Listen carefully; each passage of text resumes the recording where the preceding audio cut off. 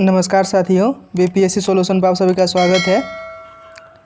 यहाँ पर जो है हम लोग आज डिस्कशन करेंगे बिहार प्राथमिक शिक्षक का प्रारंभिक परीक्षा जो कि 15/10/2009 को हुआ था। जैसे कि आप लोगों को पता है बीपीएससी 18/12/2022 को जो है प्रधान शिक्षक का एग्ज़ाम लेने वाला है, जहाँ पे कुल पदों की संख्या है 40,506। तो आशा करते हैं कि यह वीडियो आपके लिए कारगर साबित होगा। तो चलिए इस वीडियो को शुरू करते हैं। पहला सवाल है, कछुआ और खरगोश की कहानी में खरगोश आराम क्यों करने लगा? क्योंकि उसे अपनी जीत का विश्वास था। तो इस सवाल का सही जवाब है ऑप्शन ए।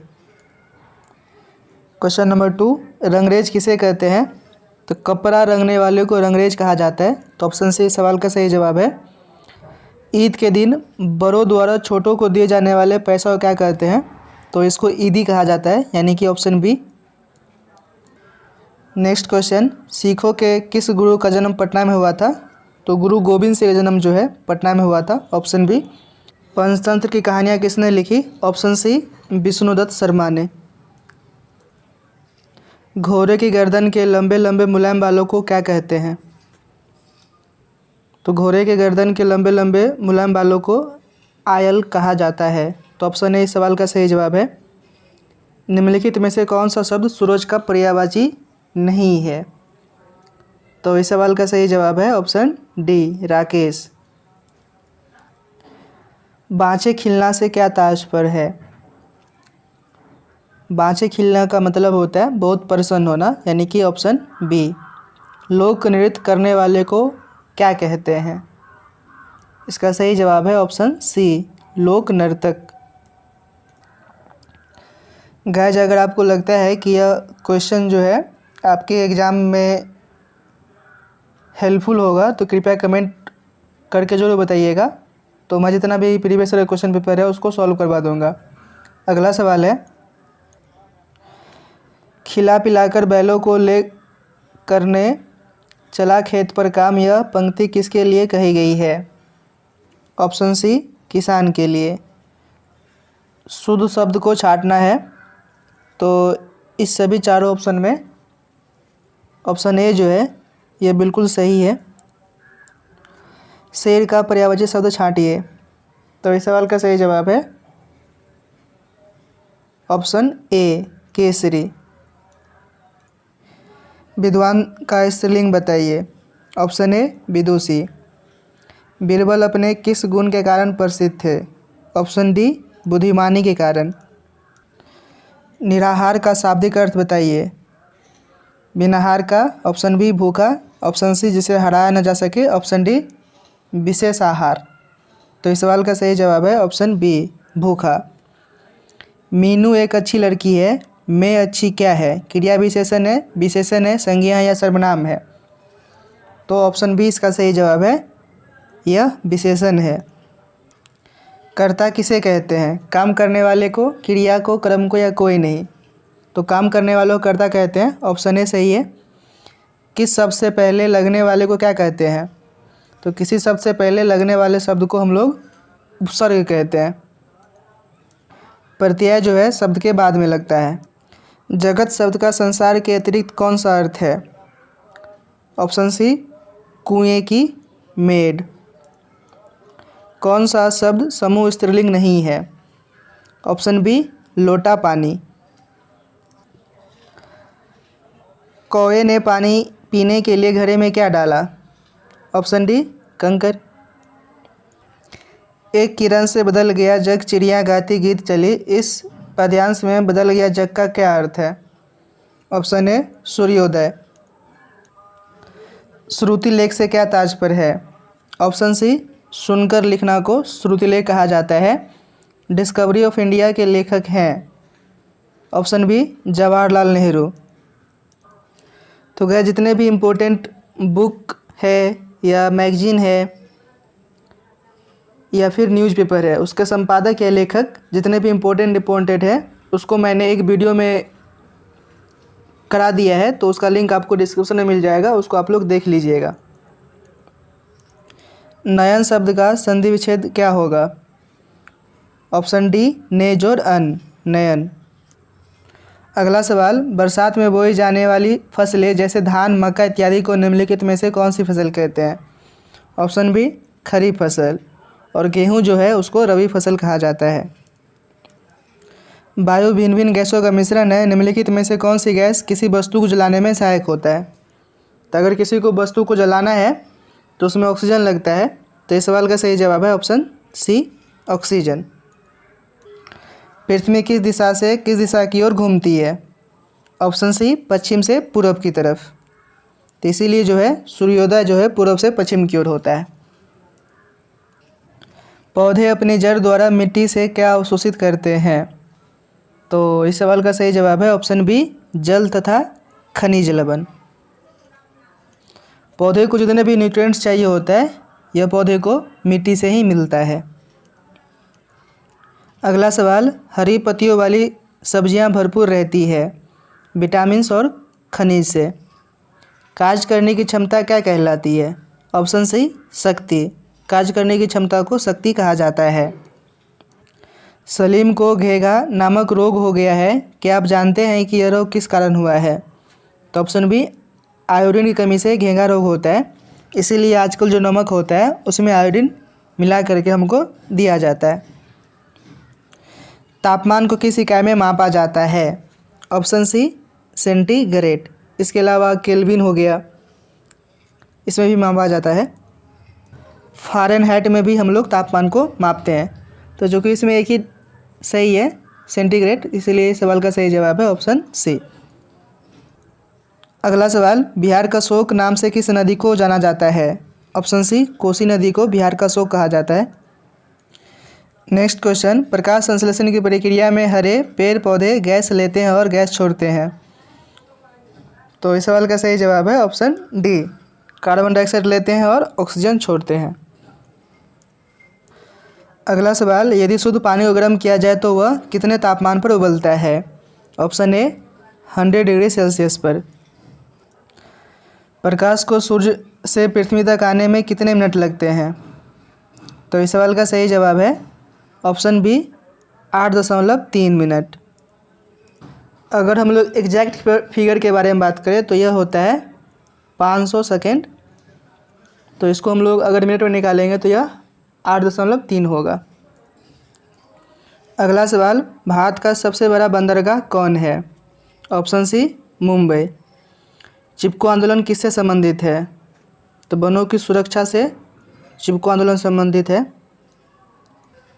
और इसके जो प्रमुख लीडर थे उसका नाम है सुंदरलाल बहुगुणा, जिसका हाल फिलहाल में ही मृत्यु हो गई। अगला सवाल है, निम्नलिखित में से कौन सा पेट्रोलियम का उत्पाद नहीं है? ऑप्शन डी सरसों का तेल। भारत का मानक समय किस देशांतर से तय होता है? तो इस सवाल का सही जवाब है ऑप्शन बी 82.5 डिग्री पूर्वी देशांतर, जो कि उत्तर प्रदेश के मिर्ज़ापुर से गुजरती है।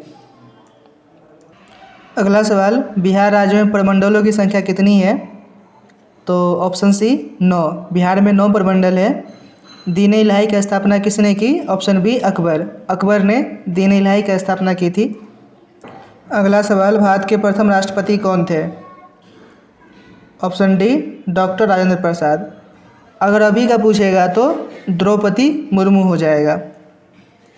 जैन धर्म के संस्थापक कौन थे? तो जैन धर्म के संस्थापक हो जाएंगे ऑप्शन बी महावीर। सम्राट अशोक की राजधानी का क्या नाम था? Option D Pataliputra. भारत का राष्ट्रीय पशु कौन सा है? तो इस सवाल का सही जवाब हो जाएगा ऑप्शन डी बाघ। अगला सवाल है, बिहार राज्य में गंगा नदी पर सबसे लंबा सड़क सेतु कौन सा है? ऑप्शन डी जयप्रकाश सेतु। बिहार राज्य में कितने ज़िले हैं? Option B 38। कलिंग युद्ध से संबंधित निम्नलिखित में से कौन है? Option C Ashok. अगला सवाल है, 15 में 1 का स्थानीय मान क्या है? तो 1 जो है यह दाएं स्थान पर है, तो 1 को मल्टीप्लाई कर देंगे 10 से, तो इस सवाल का सही जवाब हो जाएगा ऑप्शन बी 10। 17 में दाएं है, तो दाएं पे जो अंक है वह 1 हो जाएगा, ऑप्शन ए सही है। निम्नलिखित में 3 का गुणज है, तो 3, 6, 9, 12, यानी कि 3 का पहाड़ा पर देना है, ये सभी 3 का गुणज हो जाएगा। तो ऑप्शन डी जो है इसका सही जवाब हो जाएगा 9। अगला सवाल है 1, 2, 3, 4 व 0 का उपयोग करके 5 अंकों की सबसे छोटी संख्या क्या है? तो इसमें जो है सबसे छोटी संख्या क्या हो जाएगा? Option C. अगला सवाल है 4 रुपया 75 पैसे का पेन खरीदने के लिए 25 पैसे के कितने सिक्कों की आवश्यकता होगी? तो देखिए 1 रुपया में 4 गो 25 पैसे का सिक्का आएगा, तो 4 रुपया में 4 गुने 4 16 और 75 पैसा में 3 गो, तो 16 और 3 कितना हो जाएगा? 19। तो ऑप्शन सी इसका सही जवाब है। नेक्स्ट क्वेश्चन 4 किलोग्राम 50 ग्राम में कितने ग्राम होते हैं? तो 1 किलोग्राम में 1000, 4 किलोग्राम में 4000 और प्लस 50 ग्राम, तो इसका जवाब हो जाएगा ऑप्शन सी 4050 ग्राम। अगला सवाल है 3 लीटर दूध लेने के लिए 200 मिलीलीटर वाले मापक को कितनी बार पूरा भरना पड़ेगा? तो इसमें क्या करना है, 1 लीटर में 1000 मिलीलीटर होता है, तो 3 लीटर में 3000 हो जाएगा और इसको फिर 200 से भाग दे दीजिए, तो 2 0 से 2 0 हो गया, 2 15 29, यानी कि 15 बार जो है पूरा भरना पड़ेगा। ऑप्शन बी इसका सही जवाब है। अगला सवाल है एक रेलगाड़ी दिल्ली से शाम 5:10 पर छूटकर अगले दिन सुबह 6:45 पर पटना पहुंचती है, तो इस यात्रा में कुल कितना समय लगेगा? तो देखिए दिल्ली से शाम 5:10 पर छूटती है और अगले दिन सुबह में, यानी कि 5:10 शाम से लेकर के 5:10 सुबह तक कितना घंटा हो गया? 12 घंटा हो गया, और फिर 6:10 कर देंगे तो 1 घंटा और हो जाएगा, तो यानी 13 घंटा, और ये 45 में पहुंचता है, तो 6:10 तक तो 13 घंटा हो गया। इधर कितना मिनट बचा? 35 मिनट, तो 13 घंटा 35 मिनट जो है इसका आंसर हो जाएगा। ऑप्शन बी करेक्ट है। अगला सवाल है सबसे छोटी भिन्न कौन सा है? तो यहाँ 4 ऑप्शन दिया है, तो 21/11, फिर 21/7 है, तो इसका तो आंसर हो जाएगा 3, और 21/5, ये 4 से कुछ ज़्यादा बड़ा होगा, तो ये दोनों तो पहले ही काट दीजिए आप। 2 ऑप्शन बचा है 21/11 और 21/13। तो देखिए 21/11 यानी कि 21 रुपया को 11 लोगों में बांटना है ना, तो 2 रुपया से कम मिलेगा, और डी में है 21 रुपया को 13 लोगों में बांटना है, तो सबसे कम किस में मिलेगा? तो 13 लोगों वाला में कम पैसा मिलेगा, तो ऑप्शन डी जो है इसका सही है जवाब हो जाएगा। देखिए अगला सवाल है 42/56 का सरलतम रूप क्या है?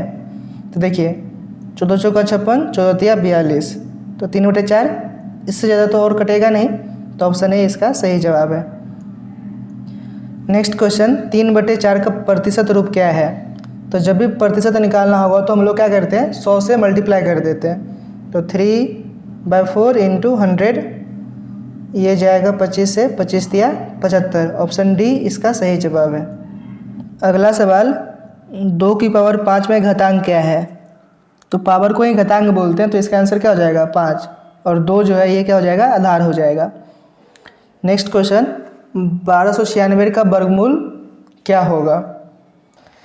तो आप लोग क्या करेंगे, 1296 का एलसीएम ले लीजिए और फिर जोड़ा में से एक को लेकर के इसका आंसर आ जाता है, तो इसका सही जवाब है ऑप्शन डी 36। अगला सवाल 90 डिग्री कोण को कहते हैं? तो इसको समकोण कहते हैं, ऑप्शन सी सही है। त्रिभुज के तीनों कोणों का योग होता है 180, ऑप्शन बी सही है। वर्ग की परिमिति है, ऑप्शन बी 4 गुने भुजा। अगला सवाल आयत का क्षेत्रफल है, लंबाई गुने चौड़ाई, ऑप्शन ए। नेक्स्ट क्वेश्चन है एक वृत्त की त्रिज्या 7 सेंटीमीटर है, तो उसकी परिधि क्या होगी? तो इसका फॉर्मूला होता है 2 × पाई × r, तो 2 × 22/7, पाई का वैल्यू 22/7 होता है, r का वैल्यू 7 दिया हुआ है, 7 से 7 गया, 22 दूनी 44, ऑप्शन सी करेक्ट है। अगला सवाल, वर्ग की एक भुजा 5 सेंटीमीटर है तो उसका क्षेत्रफल क्या होगा। तो देखिए, वर्ग का क्षेत्रफल होता है भुजा का स्क्वायर, और भुजा दिया है 5, 5 का स्क्वायर 5 है 25, ऑप्शन सी। नेक्स्ट क्वेश्चन, पाई का मान होता है ऑप्शन डी 22/7, अगर पॉइंट में पूछेगा तो 3.14। नेक्स्ट क्वेश्चन, एक अनुत्तीर्ण छात्र के प्रति आपका व्यवहार होना चाहिए, ऑप्शन सी अभिप्रेरित करने वाला। नेक्स्ट क्वेश्चन, किस विधि से छात्र प्रभावी अधिगम करते हैं। तो इसका जवाब होगा ऑप्शन सी स्वयं करके। धार्मिक शिक्षा का लाभ है, इस सवाल का सही जवाब है ऑप्शन डी धार्मिक मूल्यों द्वारा विद्यार्थियों का चरित्र निर्माण करना। अगला सवाल, प्राथमिक स्तर पर शिक्षा का माध्यम क्या होना चाहिए, ऑप्शन डी मातृभाषा। नेक्स्ट क्वेश्चन है, यदि प्रधानाध्यापक किसी शिक्षक से रुष्ट है तो शिक्षक को चाहिए, ऑप्शन सी उनसे मिलकर उनके संदेहों को स्पष्ट करना। क्वेश्चन नंबर 76 है, सहायक सामग्री का उपयोग करते समय आप किसे सबसे अधिक महत्व देंगे, ऑप्शन ए विद्यार्थी की रुचि को।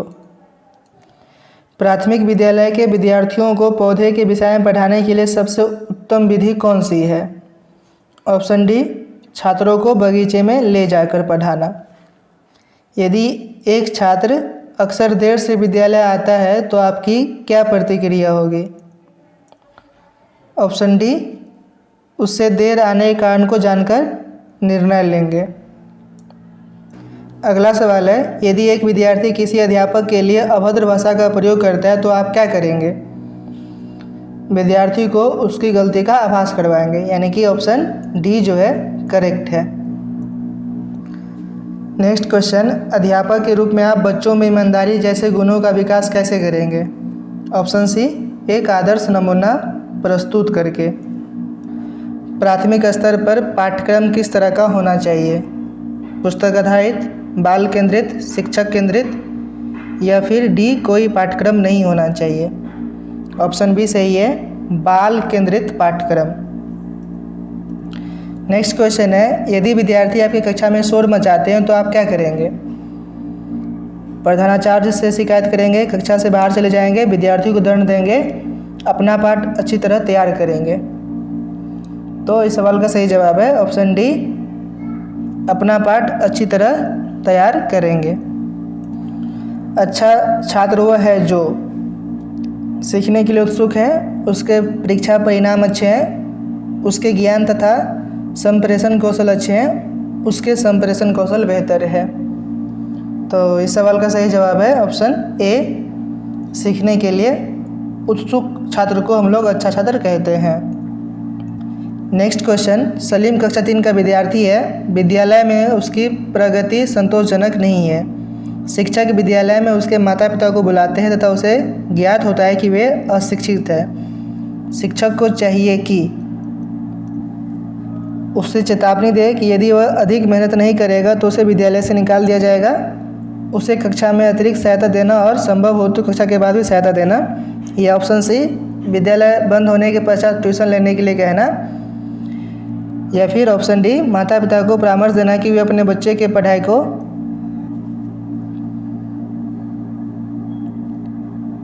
स्थान पर किसी अन्य कार्य में लगाएं। तो इसका जो करेक्ट आंसर है ऑप्शन बी सही है, उसे कक्षा में अतिरिक्त सहायता देना और संभव हो तो कक्षा के बाद भी सहायता देना।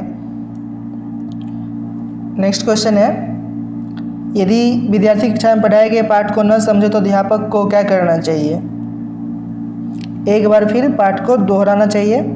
तो यही करेक्ट हो जाएगा, ऑप्शन ए सही है। अगला सवाल, विद्यालय के प्रधानाचार्य के रूप में आप विद्यालय निरीक्षण पर जाते हैं, आप एक कक्षा में बहुत शोरगुल सुनते हैं, निरीक्षण करने पर पता चलता है कि छात्र सामूहिक क्रियाकलाप कर रहे हैं तो और शिक्षक उनका मार्गदर्शन कर रहे हैं, आपकी राय में तो इस सवाल का सही जवाब हो जाएगा ऑप्शन ए, यह पढ़ाने का अच्छा तरीका है क्योंकि छात्र सिर्फ एक दूसरे से नहीं सीखते बल्कि खोज के द्वारा एक सुनिश्चित तरीका से हल निकालते हैं। तो ऑप्शन ए जो है करेक्ट है। अगला सवाल, प्राथमिक कक्षा में शिक्षक पानी और बर्फ का अंतर सिखा रहे हैं। कक्षा में एक नेत्रहीन बच्चा भी है, उसे यह अंतर सिखाने का सबसे अच्छा तरीका क्या होगा? ऑप्शन सी, बर्फ का टुकड़ा और पानी का उसे प्रत्यक्ष अनुभव कराया जाए। तो यह सबसे अच्छा तरीका होगा।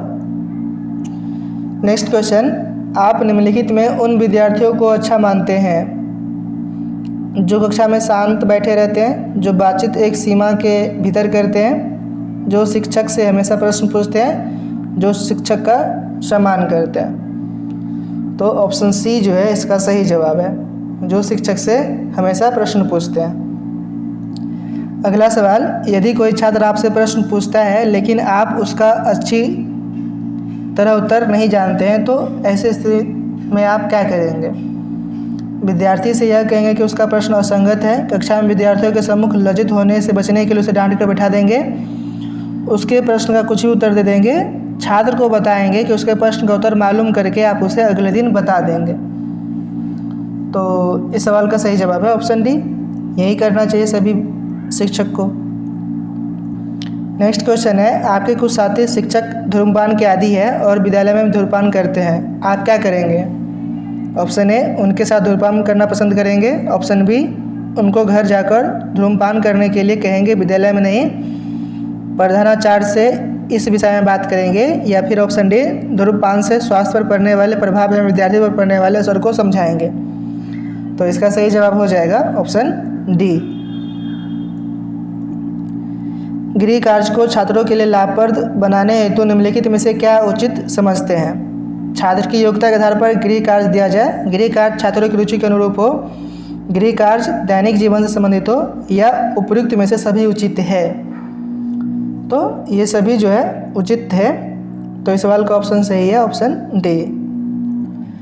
अगला सवाल, कंप्यूटर युग में अध्यापक महत्वहीन हो रहा है, इस संबंध में आपके क्या विचार है?